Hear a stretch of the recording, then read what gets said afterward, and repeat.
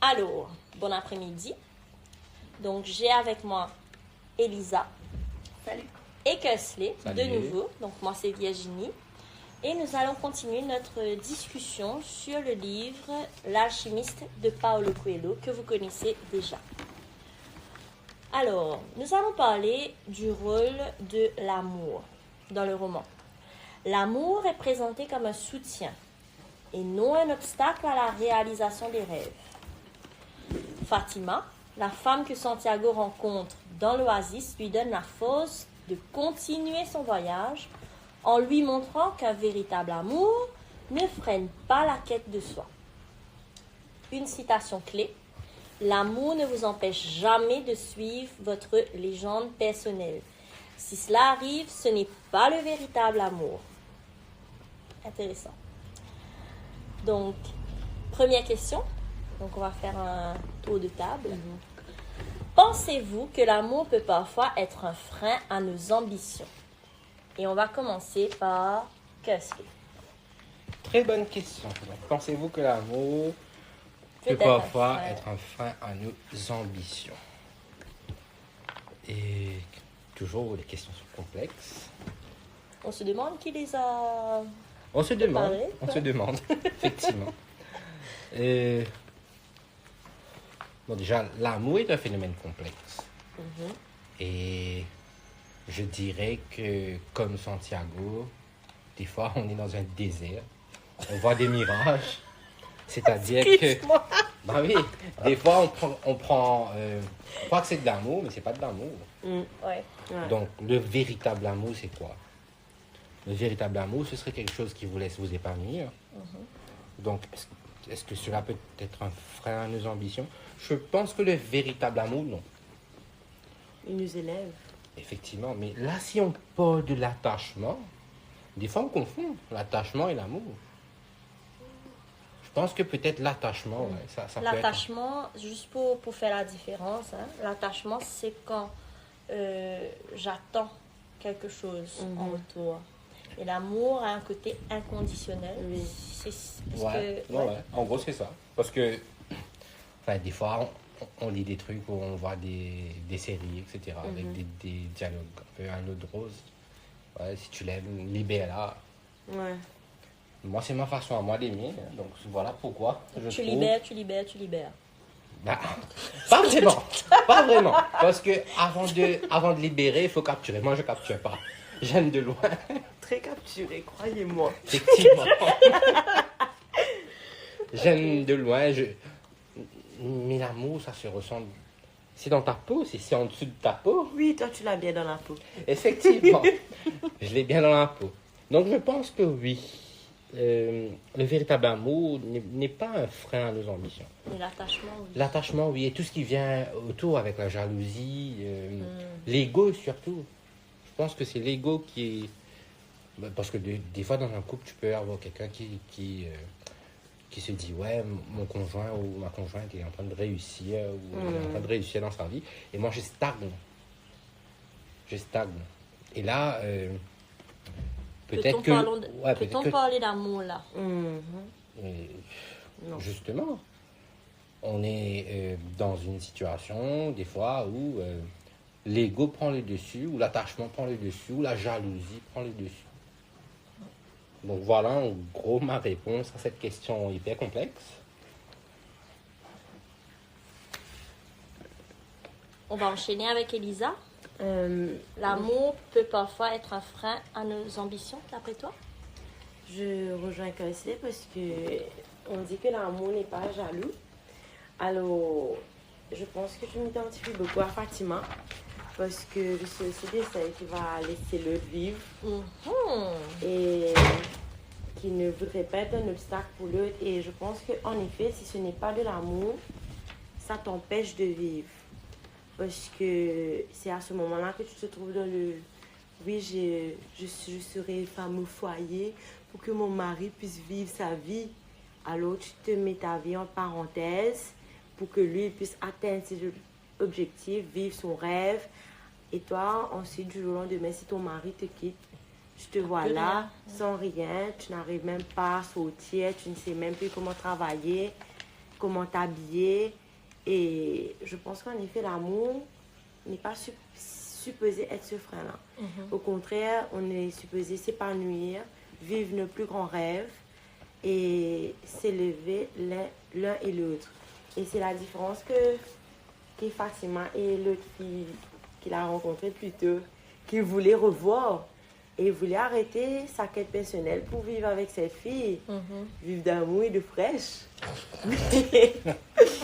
Mais Fatima, Elle est aux antipodes. Voilà. Parce que la relation est... Même si on a trouvé que Santiago est tombé amoureux un petit peu trop vite, mais Fatima a été le bon choix, disons. En même temps, et je sais qu'on en avait parlé dans le premier book club, Santiago Effectivement. est très jeune. Oui, Et donc, petit couillon. c'est son premier, c'est son premier amour Il est chaud patate, le gars, tu vois. Ouais. En plus, à sa place. voilà. On Une était jolie en fille dans le PSG. désert. Oui. C'est Avec comme qui... une oasis, ça. Après, bon, il a passé tellement de temps avec ses moutons. Elle voit Ah des oui. bêtes en réponse. Effectivement. On a voir une qui s'intéresse à lui. C'est vrai que ça faisait... C'est vrai qu'il a été amoureux de la fille du commerçant pendant 1 an avant. Voilà. Est-ce qu'il était vraiment amoureux? Mais c'est ça. À 16 ans, je sais pas. Ouais. Je sais pas trop. Parce qu'il était sur le point d'abandonner sa légende personnelle. Parce que Oui. d'où l'apparition du roi de Salem. Pour une fille avec qui il a discuté quoi? Un petit moment? Bah, Mais pour lui, c'était grand-chose parce qu'il parlait qu'avec des moutons. Oui, bon, la fille était belle, tu vois, mais c'est son voyage qui lui a permis de comprendre qu'il y avait plus que ça hum, dans la vie. je dirais qu'il dit, en tant que berger, que marin, il y a toujours une personne Il y a toujours une femme dans une vie. voilà, qui te retient Oui. quelque part. Effectivement. Et quand elle te retient, ça veut dire que... Mais ça colle pas avec s'il était resté avec la fille du commerçant. Ça colle pas avec ça n'allait pas coller avec ce qu'il était. Il allait devenir comme le marchand de popcorn. Ouais. Probablement Et dans voilà. la réussite financière, sociale, mais pas dans ce qu'il est lui, parce que ce qu'il voulait c'était voir du pays, etc. Effectivement. Donc Il allait être comme le moche de Christo. aussi, Ne pas vivre vivre de l'envie. de vivre. Lol. Sinon, il aurait été prêtre tout simplement. Hein. Il n'aurait pas quitté le séminaire. C'est vrai que quitter la prêtrise pour aller vivre avec les moutons, c'est un peu Très similaire. loin. Non, c'est un Ouais, peu ouais. similaire. Oui, non, oui, parce oui. que en termes Il va toujours guider. Ah oui, Pas les mêmes moutons. effectivement, le seigneur est mon berger. Voilà. Ok. C'est lui le berger. Oui, ouais, on peut comprendre qu'il ait eu envie d'avoir un peu de compagnie et peut-être que c'est la première fois qu'une fille s'intéresse à lui. autant parce qu'il a parlé avec elle pendant des heures. Mhm. Tu vois, c'est son premier vrai contact et on connaît un peu les effets que ça fait quand on est très jeune, n'est-ce pas? N'est-ce pas, Elisa? N'est-ce pas dans N'est-ce la pas, peau? Kesley? Pour ceux qui nous écoutent, je ne suis pas très très jeune. Alors, donc je vais me poser la question, est-ce que moi, je pense que l'amour peut être un frein à nos ambitions? Oui, l'amour peut être un frein à nos ambitions. Le vrai amour, parce que on sacrifie des choses dans la vraie vie, hein, je veux dire. Pour rester en couple, il y a des choses qu'on doit couper dans sa vie. Un air de... Genre, c'est tombé d'un coup là.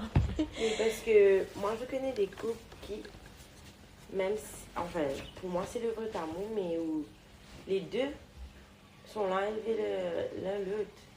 Genre, Ils se c'est- soutiennent mutuellement. voilà. Et c'est aussi mon cas. Voilà. Je tiens à... donc c'est ça le vrai amour. Je tiens à le dire, mais je pense qu'on sacrifie toujours une part de soi.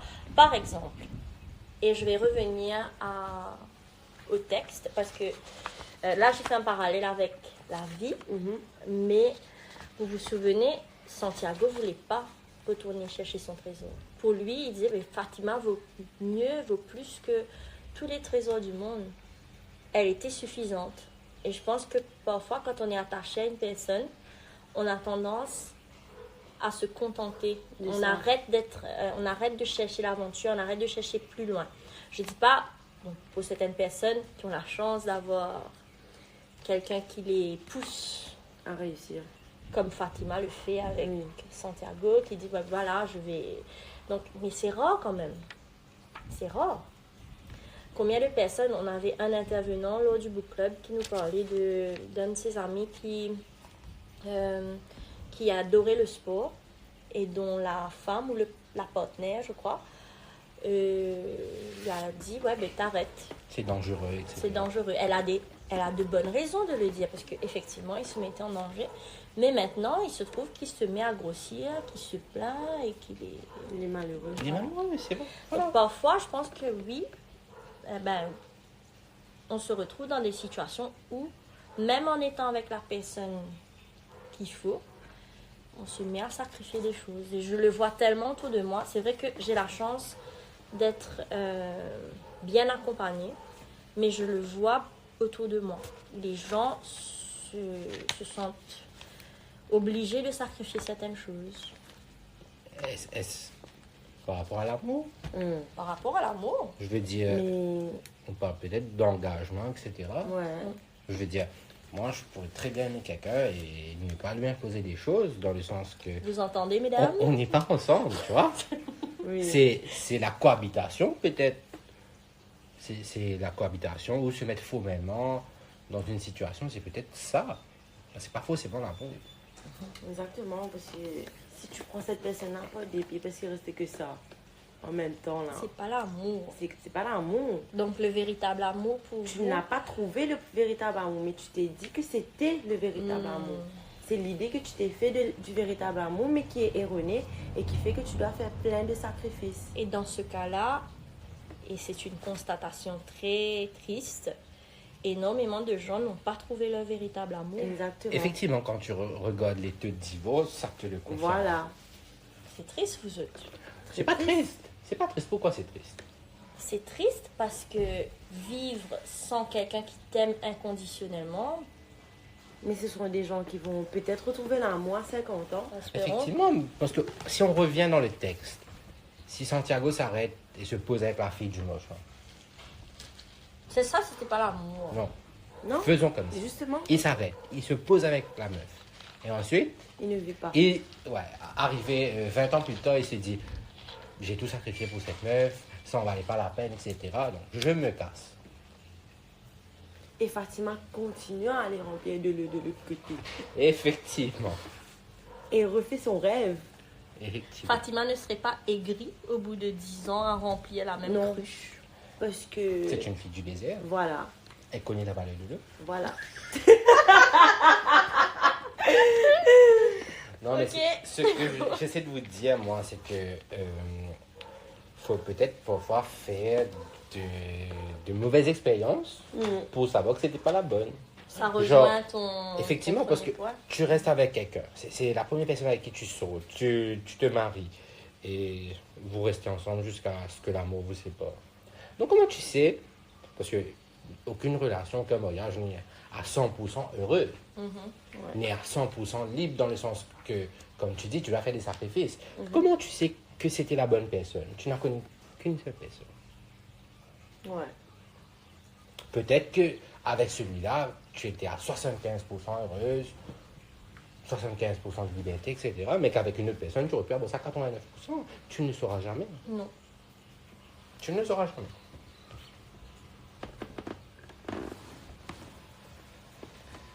Ok. Donc, est-ce un frein? Laissons l'image de l'amour comme étant quelque chose de sublime, perdu. Se faisant piquer par Cupidon. Il y a aussi, donc, en écoutant vos réflexions, moi, je me dis que certaines personnes savent très bien que c'est pas le véritable amour, Oui. Effectivement. mais choisissent de rester, parce que Ils apprennent à aimer la personne. justement par rapport à la peur d'échouer, Ouais. à la peur d'être seul. Oui.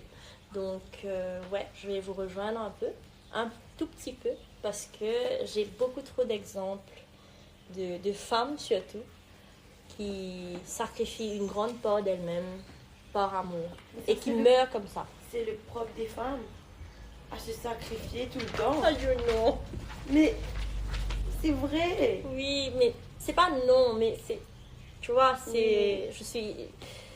On peut que constater. Et on ne demande pas de nous sacrifier. On se Non, sacrifie. on se sacrifie, on est volontaire pour se sacrifier. C'est pour la famille. Ouais, mais c'est à vous. Ah, c'est pas moi. Donc, je ne sais pas si la deuxième... Je vais la poser quand même, la deuxième question. Et je pense qu'on a déjà fait un peu le tour. L'attitude de Fatima est-elle réaliste ou idéalisée? Moi, j'ai un point dessus, mais j'aimerais entendre. Moi, j'aimerais entendre Étienne Labo pour qu'on puisse débattre de ton point. D'accord, merci. Donc, faut savoir que là, j'ai fait de la projection sur mon histoire d'amour et j'ai rencontré quelqu'un qui est parti en Inde pendant 2 ans. Étais-je réaliste Ou idéaliste. idéaliste? Je vais dire un peu des deux, puisqu'il s'agit, dans mon cas, du véritable amour. Et moi, je pense que elle est réaliste parce que c'est ce qu'elle a toujours vu arriver autour d'elle. C'est une journée normale au désert. Voilà, mon homme part, mon homme retourne. Donc, pour elle, dans sa perspective. Et je pense aussi que dans la vie, dans notre vie, donc hors fiction, je pense que c'est possible aussi quand on a la bonne personne de laisser son homme ou sa femme loin et d'avoir confiance en un prochain retour. Voilà mon point. Est-ce que vous avez... Ben moi, je dirais... je trouve qu'elle est réaliste aussi. Ok. Parce que, connaissant la situation de la femme du désert, où les gens sont là à habiter dans un coin là de dos avec une oasis toute proche, mais que les activités commerciales ne vont pas se faire ici. Donc le rôle du mari, du papa, du chef de tribu, c'est d'aller gagner sa vie, etc., de revenir. C'est quelque chose de normal dans cette culture. C'est comme les Bédouins qui ne restent pas au même endroit, ils sont les nomades. Donc c'est quelque chose de culturel. Peut-être que pour nous, étant ancrés dans nos cultures respectives, on va trouver que c'est idéalisé. Alors que dans le contexte, je trouve que c'est réaliste. Parce que si Coelho avait pris un personnage, une fille qui habite en ville ou dans un autre contexte, ça aurait été idéalisé. Mais il a su trouver le contexte pour que ce soit réaliste. Donc c'est la parfaite moitié de Santiago. Parce que même en retournant auprès d'elle après, il sera appelé à continuer les voyages. Donc pas rester à un seul endroit. Et il aime voyager. Il aime voyager. Donc c'est la bonne personne. C'est bien trouvé. C'est vrai. Parce que comme ça, la femme n'a pas à changer sa nature, ni l'homme. Oui. Et je pense que c'est le meilleur cas, en fait. Effectivement. Quand on a trouvé quelqu'un, parce qu'on dit que, enfin, j'ai lu ça quelque part, il est plus facile de trouver quelqu'un qui corresponde déjà à tes critères, que de rencontrer quelqu'un et te dire, je vais changer ça, je vais faire ça, je vais faire des ajustements. En effet. On est tellement plus heureux quand on a quelqu'un qui est déjà, fait sur mesure pour nous.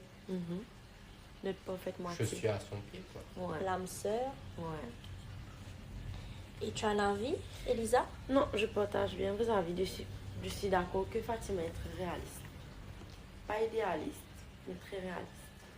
Elle est consciente de ce qui se passe autour d'elle. Et moi, j'ai rien à dire dessus. Je me permets d'aller, donc, puisqu'on a tous les trois été du même avis, d'aller dans l'idéalisme.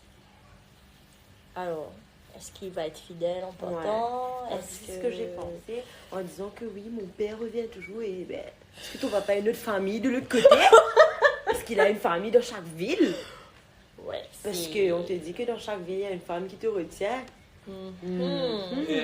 Est-ce qu'il a une autre famille dans une autre ville? Est-ce que ça pose problème? Non, parce qu'il voyage tout le temps. Effectivement. Il a besoin de chaleur familiale, Exactement. de chaleur conjugale. Mais c'est que tu le défends, ce père. Ah, l'homme qui parlait d'amour. Non, ce que j'essaie de vous dire, c'est que... Et si la mère de Fatima était d'accord, À En ce même moment-là, temps- la question serait toujours de... On parlerait toujours de réalisme, Oui, parce qu'elle est au courant. elle est au Tu courant, vois. oui. Mais il y a aussi en amour cet aspect de confiance. Qui est idéaliste parce qu'on ne... On ne sait Il n'y a jamais. rien en de fait. réel, oui. On ne sait jamais, en fait, parce que à moins de marcher, à moins de traquer ton partenaire, Et il n'y avait pas de GPS à cette époque. effectivement, GPS dans le désert. Ah, il est quelque part de le sable. puisqu'on parle d'amour, pour moi, c'est indissociable de la fidélité. Vous voyez? J'aimerais rebondir là-dessus, moi. Parce que on parle de gens qui habitent dans le désert. Probablement, je n'avancerai pas sur leur religion. Peut-être que ça se fait dans leur culture. Voilà, c'est ce que je pensais Il faut aussi. aussi dire que Paulo Coelho, il a quand même un avis très différent sur Avec l'aspect fidélité. Et dans le la couple. polygamie. Ouais, quand on voit, pas la polygamie, mais quand on lit Adultère, quand on lit 11 minutes, Le Zaïre, qui est un très beau roman, on voit que voilà, pour certaines personnes, ben, cet aspect-là n'est pas un souci. On peut vivre en aimant, Effectivement. Donc, pour revenir à la discussion précédente, est-ce que l'amour peut être un frein? Non. Je veux dire, on a parlé de ça. Le gars, sa femme lui dit, voilà, tu n'as même pas besoin de changer pour moi. Tu as besoin d'aller voir ailleurs pendant tes voyages. Vas-y.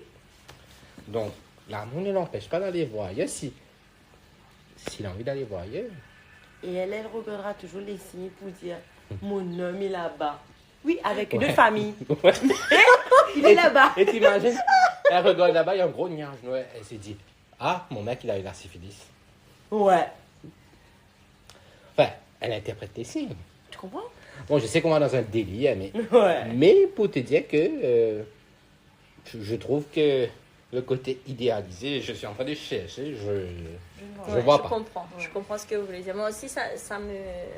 Mais j'ai vu aussi des femmes entrer dans le délire idéaliste et Mais c'est parce que c'est pas de l'amour. y rester, hein. Je veux dire...